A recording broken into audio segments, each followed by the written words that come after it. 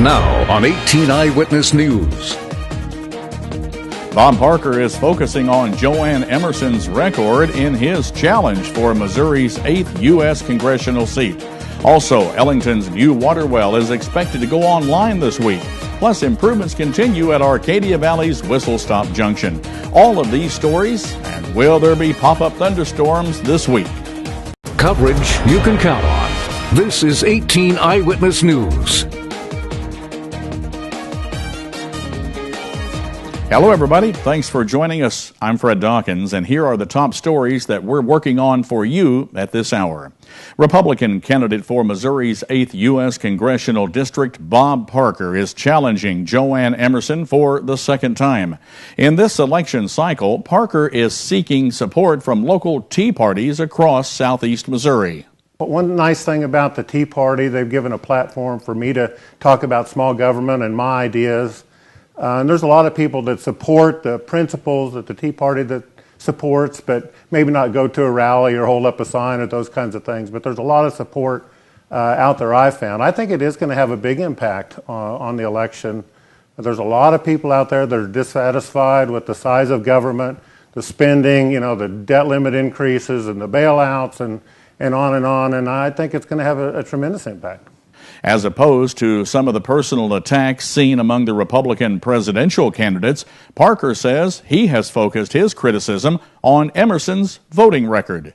There's something in the Bible talks about my people perish for lack of knowledge. And one thing that I try to do is to educate people about the voting record and the issues, and nothing personal, no personal attacks or anything like that. I think we have to be real careful not to cross that line. But they need to understand the issues and what the voting record is of the person they keep sending to Congress is. Parker and Emerson will square off for the Republican nomination for Missouri's 8th U.S. congressional seat on August the 7th. And now let's check in with Dustin Kopp, our chief forecaster, for a look at weather on 18 Eyewitness News. Dustin?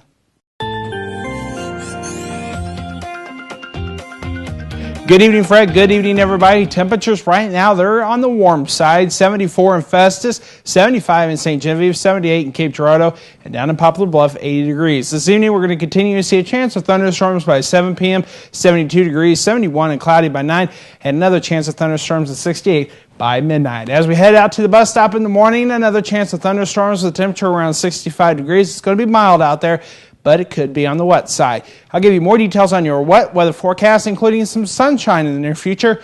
All those stories coming up later in weather. Ellington's new water well is expected to go online this week. When we spoke to Mayor Ron Wakefield last Thursday, he said the state-of-the-art water system had just been inspected by the Department of Natural Resources. Satisfies DNR in all aspects. Matter of fact, we had a DNR inspector here today that went through it end to end and give us a really good report on the whole thing. While water from the new well has tested in excellent condition, it has a muddy discoloration. Now, Wakefield says a filtering system will resolve that, and once installed, the well will be ready to go. Wakefield expects the new water system to last between 40 and 50 years. Kelly Crocus is finishing up her first month as mayor of Fredericktown. Crocus defeated 3 other candidates to win the office on April the 3rd. One of the issues that needs immediate attention is reaching an agreement with Madison County on the contract for dispatch services and the lease of the Fredericktown Police Department. Crocus says the agreement is close to a resolution. Our attorney would like some clarity in the contract. There's not an issue as far as what we would be paying, but just some clarity on some wording and stuff within the contract. And as soon as we get that taken care of, we are going to hold a special meeting and get that signed. However, she sums up her biggest challenge in one word. Progress. Trying to bring industry in. That's probably the biggest challenge right now. I was just fortunate enough that, as I was also elected, they also passed the sales tax for the water and sewer upgrades and stuff, and so that made that a lot easier. Crocus says she would like to see more folks take pride in Fredericktown because she believes pride and progress go hand in hand. A former Poplar Bluff High School football coach faces a May 15th trial on a felony stealing charge. Shane Kirby is accused of stealing from a football team fundraiser in which money had been collected for meal cards, the school athletic program, which buys the cards redeemable at local restaurants and at a cost of only $5 each, and football players sell the cards for $15 with the profits to be deposited into the program's account. Now, Kirby allegedly deposited money turned in by the players into his personal bank account. Kirby was bound over for trial at a preliminary hearing by Butler County. You're watching 18 Eyewitness News with Fred Dawkins, Dawn Arnold, Chief Weathercaster Dustin Kopp, and Jeremy Martin with sports. 18 Eyewitness News continues. Arcadia Valley's Whistle Stop Junction is preparing to become an Amtrak stop, even as it grows into one of the region's tourist attractions. Recent improvements include the addition of 200 feet of wrought iron fence. President of Our Town Tomorrow, Carol Kelsheimer, says for now they're working to make the junction a nice place to visit. We are also going to be buying some nice picnic tables to go around for when the people stop, that, you know, they can sit outside or inside, and then go in through the caboose and visit the inside of it. And right now, starting out, it'll just be sort of like a tourist attraction. Turning Whistle Stop into a local tourist attraction took a leap forward last fall with the addition of their caboose. Carol says while there are still a few touch-ups to be done, there was a very specific reason that she wanted this caboose. We don't have our logo on the caboose yet, and we have the ends and the backside to be painted, and it'll be trimmed out in black, which the original, it's the Detroit, Toledo, and Ironton Railway. That's where the caboose is from. And what really, I found it on the internet, and what really, you know, made my eye go to it was that it had the name Ironton. Carol says Amtrak has given its approval to make the junction a stop. Now they have to work with Union Pacific to make it a reality. Well, baseball and softball players in the Piedmont Clearwater Lake area are fine-tuning their swings in the city's new batting cages. The cages were a gift to the city from Jim and Julie Gronsky of Medical Center Pharmacy. Julie says it took about 6 months from when they started talking to the company that made the cages to getting them installed. She says the machines can accommodate baseball beginners and experienced players as well. Our slowest pitches on baseball probably would be best for kids in the pitching machine age, probably 7 and older. Younger than that, I think they're going to be a little too small. And then our fastest pitches with baseball go up to high school speed pitches around 80 miles an hour. Julie says the adult softball players use the machines as well. We have fast pitch and slow pitch softball, so we have a lot of men doing slow pitch softball who like using those slow pitch machines. The batting cages are open after 3 o'clock on weekdays, all day on Saturday and Sunday afternoons. A tradition for more than 45 years continues this Saturday with the West County Parade and Carnival. Each year, the junior class at West County High School uses the event as a fundraiser, but this is the first time when all of the proceeds will go toward project graduation. Event organizer Daryl Kierton says festivities get started Saturday morning.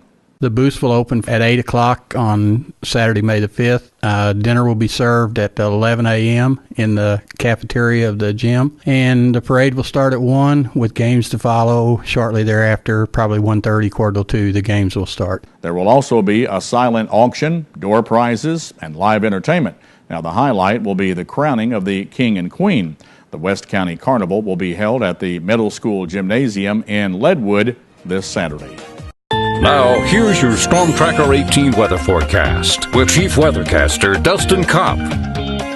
And welcome back. Showers and thunderstorms are going to continue to be off and on tonight through tomorrow, and then sunshine makes a full return for your Wednesday and Thursday. with temperatures starting to warm up into the mid-80s. Here in southeast Missouri, temperatures are in the upper 70s in some areas, even near 80, 78 in Cape Girardeau, 80 in Poplar Bluff, 77 from Ironton through Ellington and Van Buren, and 74 right now in Potosi. Here at the station, we have a current temperature of 73 degrees with some thunderstorms out there. Current dew point at 63 with humidity at 71%. And a south wind 5 miles per hour. Your day on Tuesday is again looking wet. We could see some possible flooding through southeast Missouri. If the rain continues to fall, if there's a lot of rain, there could be some flooding, especially if we move out towards the west in western parts of the state of Missouri. Your forecast for tonight: low of 61, showers and thunderstorms possible, low of 59 in Festus, 61 in Ironton, 62 in Piedmont, and down in Poplar Bluff, 64. And then tomorrow, high near 80 with plenty of rain clouds in the forecast. Some showers and thunderstorms are possible. 82 in Festus through St. Genevieve, 85 in Piedmont, and 85 in Van Buren. Next several days are looking like this. Finally, some sunshine on Wednesday, a high 86. Partly sunny on Thursday, high 87. Back in the mid-80s by Friday with showers and thunderstorms. The weekend's looking nice.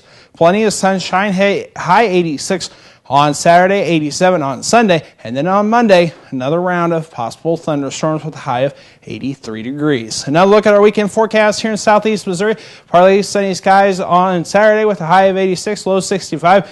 And 87 with partly sunny skies on Sunday with a low of 64. That's check of your Storm Tracker weather forecast. More details on your forecast located at froggy96online.com. Just click on the weather tab. Fred, back to you.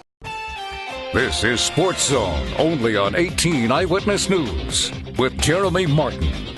Sunday afternoon, the Cardinals got the tying run to third base with nobody out in the ninth inning. But it was an attempt to get cute that most likely cost the Cardinals the game on bases. Milwaukee closer John Axford cinched the Brewers' 3-2 victory by escaping the trouble created by 2 runners on base and no outs. First, he struck out David Freese and Yadier Molina. While Molina was swinging and missing on Axford's final pitch, Carlos Beltran broke from first base. He paused short of second to give Tyler Green a chance to break from third base. But Green was thrown out easily at home plate for the final out of the game. It was a similar play the Cardinals ran successfully during spring training, but didn't pull it off here because Milwaukee played it right and avoided the sweep at Busch Stadium. Cardinals are off tonight and return to the stadium tomorrow evening when Pittsburgh comes to town. Charlie Morton will be on the mound for the Pirates, while Adam Wainwright will look for his first win of the season for the Redbirds. Mistakes, penalties, and the loss of their best defenseman to a possible head injury doomed the Blues in the opener of their playoff series with the Los Angeles Kings. The turning point came when the referee called only a minor penalty instead of a 5-minute major on LA's Dwight King after he hit Alex Pietrangelo in the second period. King pushed Pietrangelo into the boards head first and knocked him down. He lay on the ice momentarily before skating off under his own power.